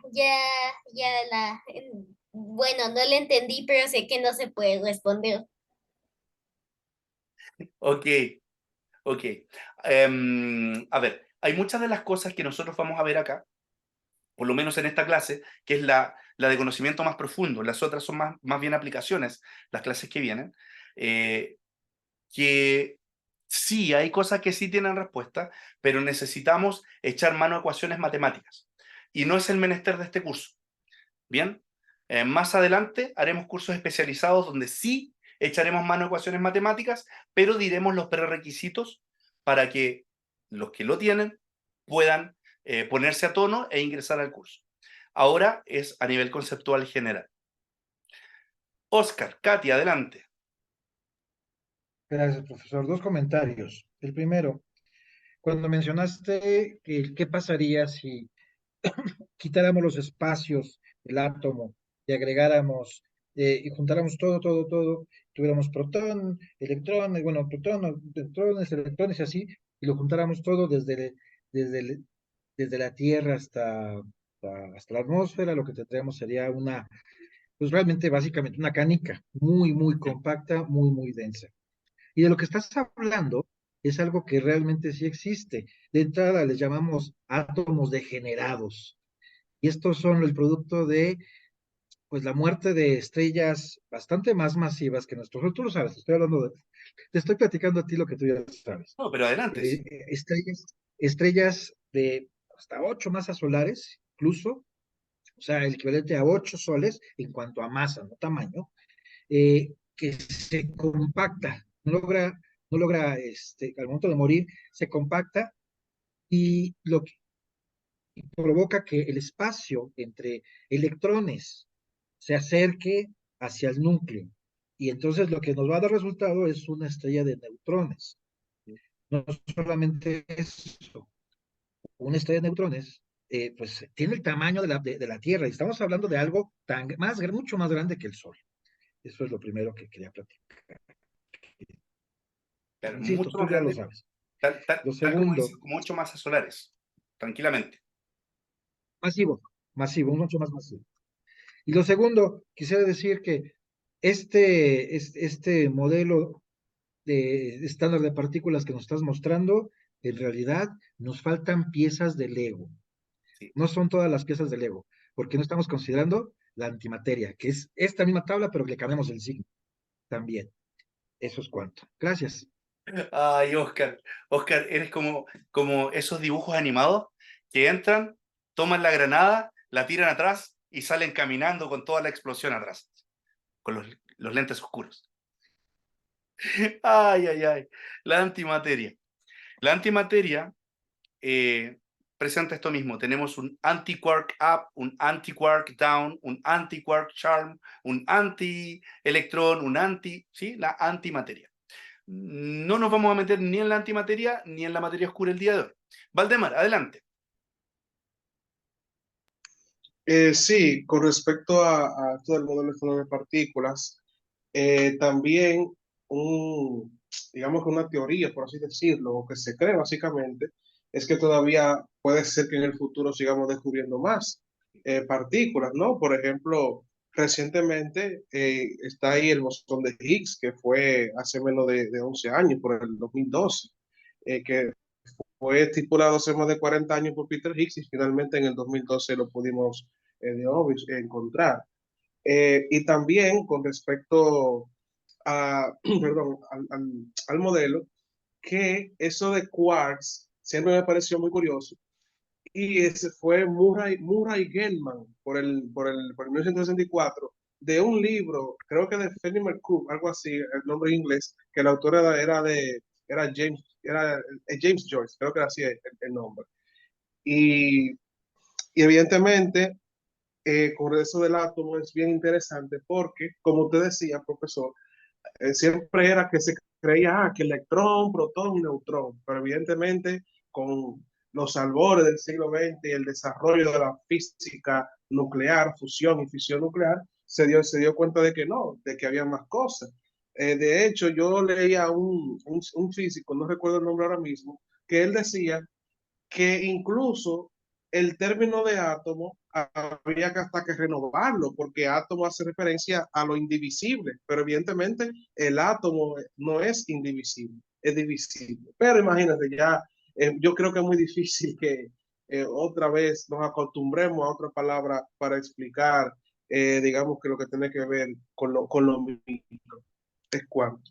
Sí, sería difícil acostumbrarnos a un nuevo término. Yo creo que más que replantear el término, debemos saber enseñarlo y enseñarlo en la historia, desde Demócrito, Leucipo, Epicuro, ¿cierto? Quienes acuñan y nos traen el término Sí. de átomo, que para la época era átomo y quedó de esa forma, pero saber enseñarlo de esa forma, sin tomos, sin divisiones, ¿cierto? Pero explicarlo cada vez que lo comencemos a enseñar. Katy y Oscar, adelante, mira que la hora se me extiende.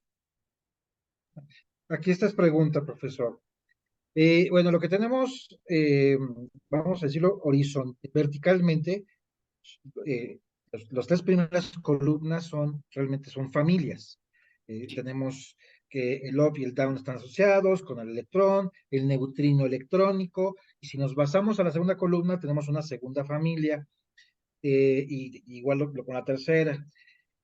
Aquí mi pregunta es, porque esto sí tengo mi duda aquí. ¿Podemos construir igualmente materia como un protón normal, convencional, hecho con dos up y un down? ¿Alguna especie de protón con dos charm y un strange? Y que estén, bueno, yo dudo que estén envueltos de una nube de muones, pero va por allí, ¿cómo se relacionan? Bueno, luego hablamos de los mesones. Sí, sí, ¿Es cuánto? comprendo perfectamente la pregunta. La respuesta es no. Por el concepto, materia. La materia estará compuesta por átomos. ¿Bien? Entonces, aquí viene algo que es con lo que quiero cerrar la parte del modelo estándar para después ver la parte de las familias de partículas. O sea, no familias de partículas, las agrupaciones de partículas. Cuando decimos que la materia está compuesta por átomos, estamos diciendo justamente eso, no otra cosa. Por lo tanto, el resto de las partículas no forman parte de la materia, pero no por eso no existen. Un fotón no forma parte de la materia, siendo que es la partícula más abundante del universo, seguida por el neutrino. Pero la partícula más abundante del universo es el fotón, y el fotón no forma parte de la materia. Vamos a tener mesones capa, capa sigma, vamos a tener una cantidad de partículas impresionantes que podemos hacer mezclando entre ellos. Pero como muy bien dice Oscar, se hace por familias. No obstante, la parte de la materia está en los quarks de primera generación con sus leptones asociados, que son los de la primera columna. Allí está la parte de la materia, comprendiendo que la materia se compone por átomos, y estos átomos se componen por las partículas ya mencionadas. Mateo, rápidamente porque la hora se nos escapa. A ver, no quiero que sea una pregunta tan larga. Es un poco mucho fuera del tema. No sé si me lo podría responder en otra clase, pero no entiendo el bosón de Higgs. Ya, No lo no, entiendo, o sea, prefiero mm, respondértelo en esta clase. Eh, sí, está bien tu pregunta. vamos a responderla haciendo uso de la imaginación. ¿Bien? Ok. El bosón de Higgs no se manifiesta en nuestro, vamos a llamar en nuestro plano, ¿ya? De materia que estamos acostumbrados. El bosón Sí. de Higgs es el que compone un campo. Hay un campo que es el campo de Higgs, que está compuesto El de... sombrero mexicano. Sí. Que está compuesto por los bosones. Ya, me gustó tu analogía. Ahora bien, así como avanzamos en el tiempo sin darnos cuenta, más allá de que envejecemos, por supuesto, pero estamos avanzando y ocupamos el término avanzar porque transcurre entre nosotros el tiempo, queramos o no, ¿cierto? Más rato terminaremos la clase, mañana haremos tal cosa y todos avanzamos juntitos en este tiempo.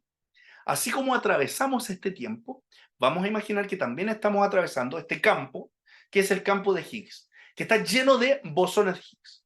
Bien, vamos a pensar que Mateo y yo vamos caminando o que nos está atravesando una tormenta de bosones de Higgs en este campo, y que yo me eché mucha crema en la cara y que Mateo no, y estos bosones de Higgs vamos a imaginarlos mentalmente como granitos de arena. Bien. Okay. En este campo ficticio que no nos damos cuenta que estamos atravesando, resulta que los granitos de arena interactuaron mucho conmigo y se me quedaron aquí pegados, llamémoslo así. Bien, versus Mateo que se sacudió y continuó. Yo al sacudirme quedé peor. Bien, entonces, ¿qué pasó? César interactuó mucho más con el campo de Higgs que Mateo. ¿Cómo se manifiesta esto en nuestro plano? En nuestro plano se manifiesta de una manera bien simple. Yo manifiesto más masa, no más volumen, más masa. No tengo mayor cantidad de átomos necesariamente, no tengo mayor cantidad de sustancia necesariamente, sencillamente tengo mayor masa. Puede que esté compuesto por elementos más pesados, más masivos, y es por eso, por ejemplo, que el plomo tiene más masa, un átomo tiene más masa que un átomo de, qué sé yo, de helio, por compararlo con cualquier otro menor en la tabla periódica. ¿Por qué sucede eso? Es porque esos átomos de plomo interactúan más con el campo de Higgs, tienen mayor interacción con el campo de Higgs versus el otro que mencioné. Es así como si pensamos en el tiempo como si fuese un campo, yo he interactuado mucho más con ese campo tiempo que tú, Mateo, que tienes menos edad que yo. ¿Cómo se manifiesta? Bueno, en una barba con vellos blancos, con canitas, ¿cierto? Y se está manifestando. Tengo más arrugas, más envejecido, porque he interactuado más con el tiempo que tú. Bien, ahora, y este tiempo es una idea, ¿cierto? Pero sabemos que estamos avanzando en él. Sí. Lo mismo sucede con el campo de Higgs. Estamos interactuando constantemente con él. Quienes más interactúan con este campo de Higgs manifiestan visualmente mayor masa. Son átomos más masivos. Bien, por ende, cuerpos formados por esos átomos más masivos son más masivos. Y es por eso que el hierro tiene mayor masa que una madera del mismo volumen. ¿Por qué? Porque el hierro interactúa mucho más con el campo de Higgs que el otro trozo que es de madera. Esa es la forma rápida y sencilla de comprender el campo de Higgs, que está compuesto de miles de millones de partículas elementales llamados bosones de Higgs.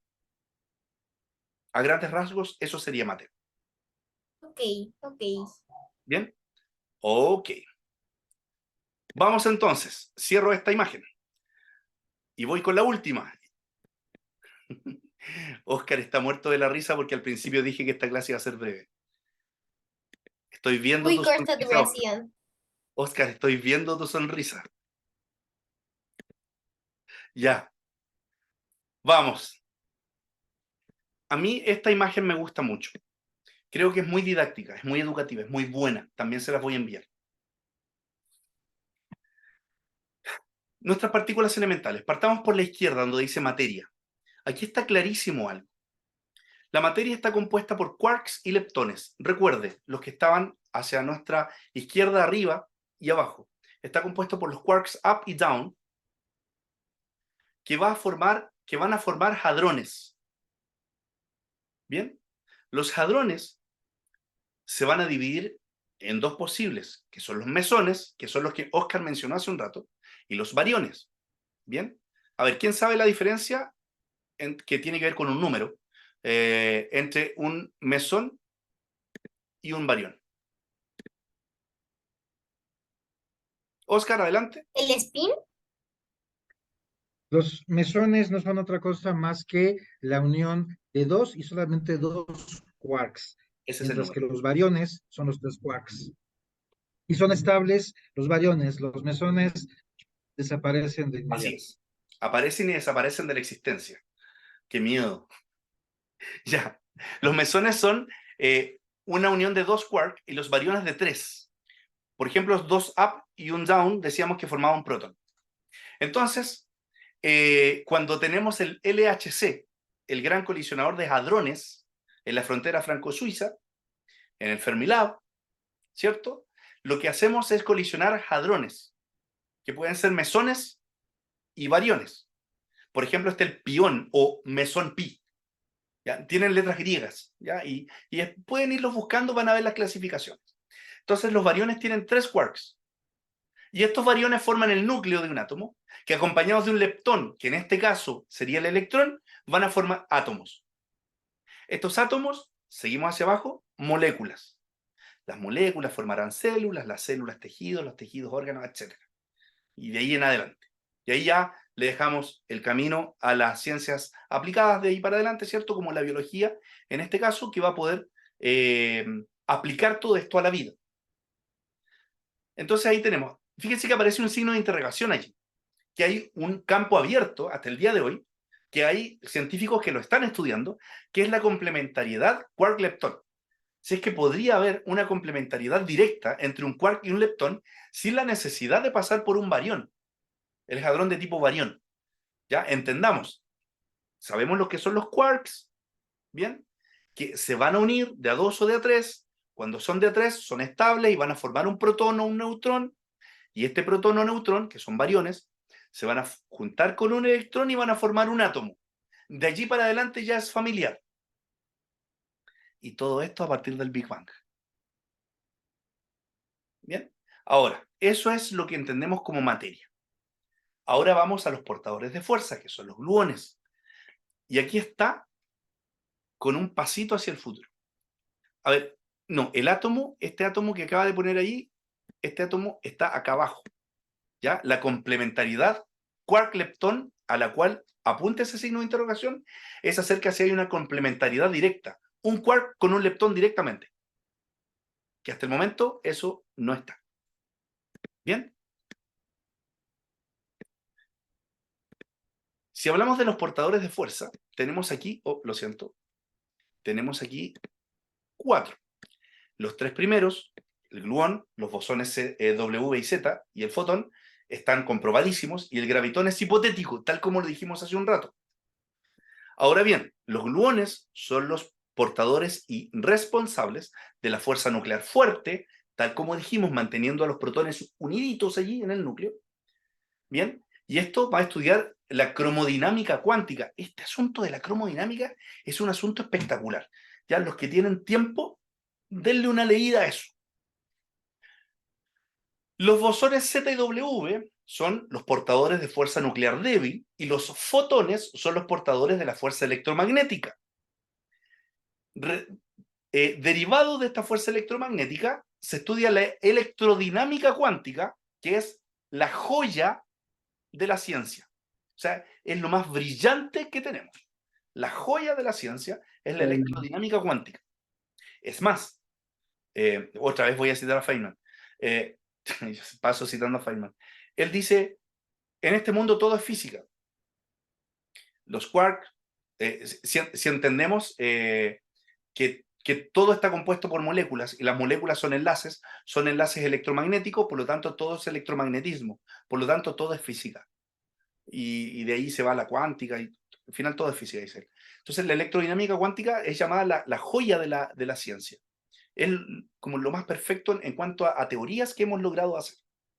Ahora, si juntamos la fuerza nuclear débil con la electrodinámica cuántica, vamos a tener, como dice muy bien este esquema, la teoría electrodébil, que Si le agregamos los gluones con su cromodinámica, tendríamos la GTU, que es la gran teoría unificada.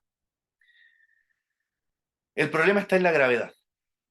El gran problema está en la gravedad, que es la gran incógnita que tenemos hasta el día de hoy. El Porque gravitón. justamente por el gravitón, que recordemos que la teoría general de la relatividad reemplaza la gravedad por la curvatura del espacio. Entonces, tenemos un problema aquí. Porque el día que logremos aunar todo esto, vamos a tener la famosa teoría del todo, que es la que hablaba Stephen Hawking. ¿Bien? La teoría del todo. Y allí, en este lado, que es el lado que está en fondo amarillo, tendríamos la parte de las fuerzas. Entonces, tenemos las partículas elementales arriba y las partículas compuestas y las fuerzas debido a las partículas elementales que hemos visto hace un rato en nuestro modelo estándar de partículas. Queridos todos, esta ha sido quizás la clase más difícil que he tenido que llevar, no por la complejidad, porque la idea era hacer una clase más sencilla, a nivel general y divulgativo, sin ecuaciones matemáticas. Y eso, en lo personal, debo decir que me complica muchísimo porque a mí me encanta basarme en las ecuaciones matemáticas. Sin embargo, hemos tenido una grata conversación. Yo agradezco mucho a las personas que han participado. Y miren cómo se nos pasó la hora. Llevamos prácticamente 2 horas mientras Oscar se ríe y se ríe de mí porque partí diciendo que esta clase iba a ser especialmente corta y breve. Quiero terminar haciéndole unas recomendaciones de libros, de literatura.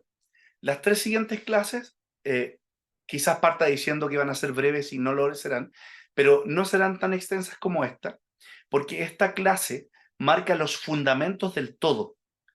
El origen, en cuanto desde el inicio del tiempo, y las partículas que componen absolutamente todo lo que vamos a estudiar de aquí en adelante. Todo. Estimados alumnos, si un día quiere invertir en literatura y a usted le interesa la física, esto no puede faltar en su biblioteca. ¿Bien? Lecture on Physics, si es que lo quieren original en inglés, o las lecciones de física de Feynman. Esto no puede faltar en su biblioteca si es que usted quiere dedicarse o estudiar acerca de la física. Quiero recomendarle una literatura a nivel divulgativo.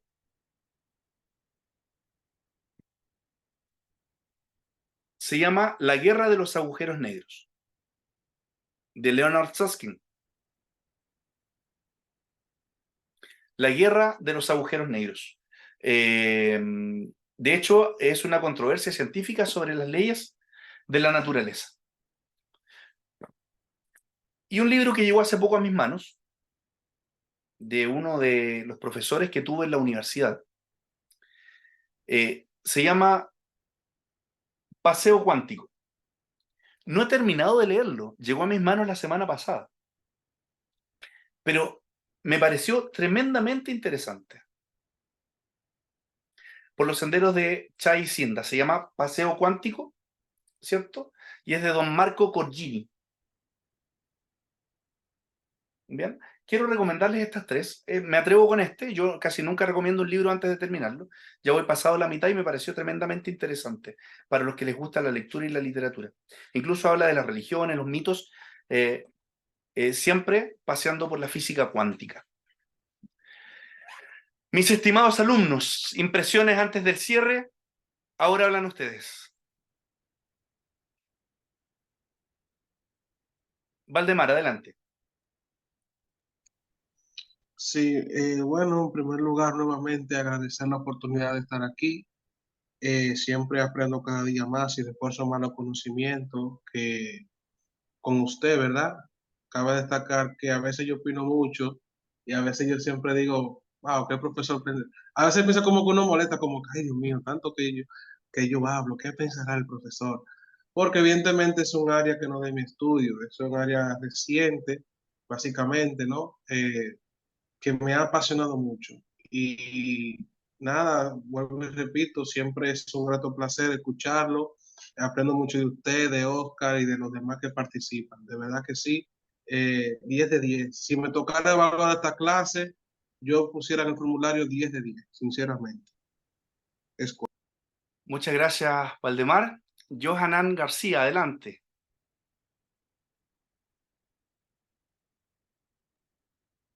Hola, ¿qué tal? Otra vez, profe. Nada más para decir que muchas gracias por las clases, ¿verdad? Han estado muy emocionantes. Hablando un poco de Feynman, ¿verdad? Me gustó mucho algo que había leído hace un poco de él, lo voy a compartir. Dice de un universo de un único electrón. Es una hipótesis de eso, ¿verdad? Trata de un único electrón. Fue popularizada por Richard Feynman en su discurso de aceptación del Premio Nobel de Física ya por el año, si no me recuerdo, 1965. Él postulaba que el universo contenía solamente un electrón y ese electrón se propagaría a través del tiempo y del espacio, de tal manera que aparentaría estar en múltiples posiciones de manera simultánea. La Sería, superposición y que es un efecto cuántico, la superposición y la decoherencia. La decoherencia cuántica, que habla de que un mismo electrón puede estar en múltiples lugares al mismo tiempo y se calcula la probabilidad al respecto. Es apasionante y en efecto es así. En efecto es así. La decoherencia permite que el electrón, y no es que el electrón se parta en dos, no es que vaya tan rápido que parezca que está en dos lugares, no es que sea una imagen, no es que se duplicó, es realmente el mismo electrón con la capacidad de estar en dos lugares al mismo tiempo. Sí, de verdad, cuando uno ingresa al mundo de la cuántica, tiene que entender que, como dijo Feynman, es absurdo al sentido común, pero concuerda plenamente con el experimento. Por lo tanto, debemos aceptar la naturaleza como es. Absurda al sentido común. Muchas gracias, Johan. Mateo. A mí personalmente me encantó la clase debido a una cosa. Pues usted sabe, como ya le acabo de mencionar, que estoy en primera de secundaria, ¿no? Entonces, pues como en mi escuela, pues solo hay física hasta segundo grado y aparte es física newtoniana, o sea, ¿no? No puedo, o sea, desahogar mis preguntas, ¿no? Yo me quedo así con dudas con mi profesor, con el profesor de física que me ayuda y ninguno de los dos sabe cómo responderlas. O sea, por eso me encantó esta clase. Me encantó. Qué bueno que le haya gustado, Y Mateo. en lo personal, ¿cómo se puede decir? En lo personal, siento que algún día se pueden resolver esas preguntas a las que no, en este momento no hay respuesta. Sería maravilloso que antes de morir cada uno de nosotros pueda ver con sus ojos y escuchar con sus oídos la respuesta a tantas interrogantes que hemos tenido también en esta clase. Muchas gracias, Mateo, por las palabras. Óscar, adelante. César, antes que dos cosas. La primera, me da mucho gusto verte ya mejor de salud. Es un placer escucharte. Lo segundo es decirte que estas 2 horas se pasan como el agua, que aunque sí tuve buenos profesores, cuánto me hubiera gustado tener en las primaria, secundaria, profesores como tú, que me hubieras dado clase. Me hubiera enamorado más de la ciencia. Digo, estoy enamorado, pero me hubiera enamorado más. Muchas gracias, te felicito como siempre. Y no te preocupes, van a seguir siendo 2 o 3 horas de clase la próxima vez. Ya nos arreglaremos con eso. Fuerte abrazo, amigo. Un fuerte abrazo, amigo, hacia México. Bueno, voy a agradecerles a todos. Veo que está Miroslava, un gusto verte, Miroslava, como siempre. Veo que está también Ana, Vi a Alesia por ahí, que también estuvo con nosotros acompañándonos en un curso de física. Así es que para todos y cada uno les envío un abrazo enorme, un beso, que estén muy muy bien y nos vemos este viernes ya con aplicaciones de la física dentro de la física newtoniana, así que les mando un abrazo. Nos vemos este viernes con la segunda clase. No olvides darle un repaso a esta. Que estén muy muy bien. Un abrazo. Linda Muchas noche, gracias. gracias. Tengan muy buena noche todos.